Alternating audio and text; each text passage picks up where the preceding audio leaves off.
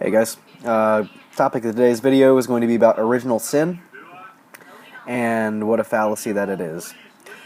According to the Bible, sin entered the world through Adam when Adam ate of the tree of the knowledge of good and evil. According to the Bible, there was no sin, no death, no anything bad in this world. People living to be 900 some years old, all that crap.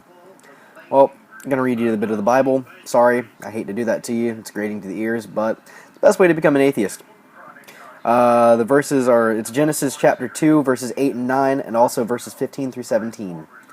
Now the Lord God had planted a garden in the east, in Eden, and there he put the man he had formed. The Lord God made all kinds of trees grow out of the ground, trees that were pleasing to the eye and good for food. In the middle of the garden were the tree of life and the tree of the knowledge of good and evil. The Lord God took the man and put him in the Garden of Eden to work it and to take care of it. And the Lord God commanded him, "You are free to eat from any tree in the garden, but you must not eat from the tree of the knowledge of good and evil, for when you eat from it, you will surely die." So, the tree of knowledge was placed, and a charge was set. Do not eat from it, or you will surely die.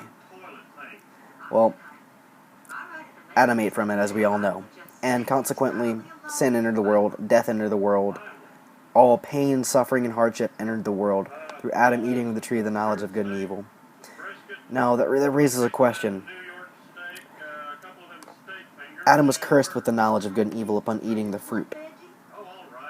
So, it follows that he did not know of good and evil before eating the fruit. So he had no way of knowing what he was doing was wrong. Now you could say that, well, God told him not to. But if he has no knowledge of good and evil, how could he know that not obeying God would be considered evil? He had no knowledge. Then Yahweh, petty and megalomaniacal, then decided to punish Adam for not knowing of anything of good and evil by not only cursing Adam with death, not only making women suffer through childbirth and all that rubbish. He brought sin into the world, and consequently, according to the Bible, sin has been shortening the lifespan of humans for the last 6 to 10,000 years, if you believe the biblical perspective.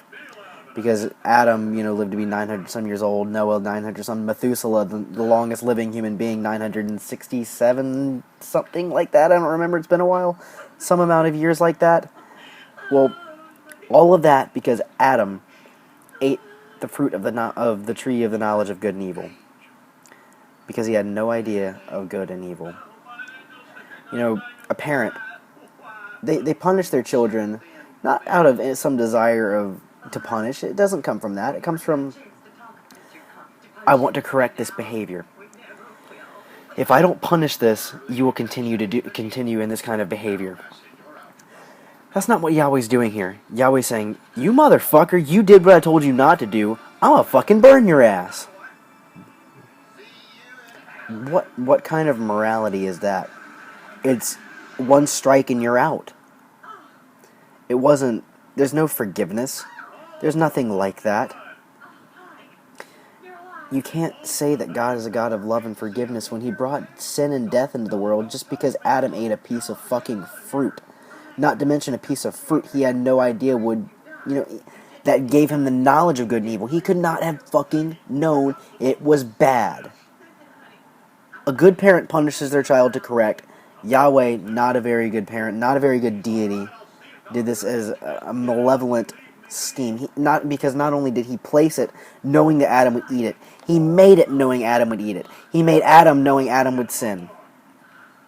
You cannot say your God's benevolent. You cannot say that God is a good God that has a good plan for everything, because if that's the case, then everything bad that happens is also part of his plan.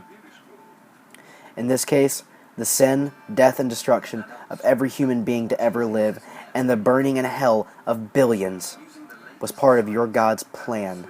What kind of God is that? What kind of morality is that? What kind of sick, twisted system are you propagating? You have to think about these things. You can't just say, "Oh, well, Jesus forgives. Jesus died for us." No. Because without God, Jesus wouldn't have had to die for anything. Just a little food for thought. It's my sincere hope that you are able to throw off your chains of religious indoctrination. Think about things as they really are, not as you think them to be. Go give my page a subscribe. I've actually made a Facebook page if you want to subscribe to that. It's called Skeptics Corner. If you go give that a like on Facebook, I'd appreciate it. Join in on the conversation. We're trying to build a community of skeptics, non-believers, atheists, anti-theists, deists, any fundamentally non-religious person. Feel free to come join in, come tell me to shut up, something like that. Well, cheers, guys. Have a good night.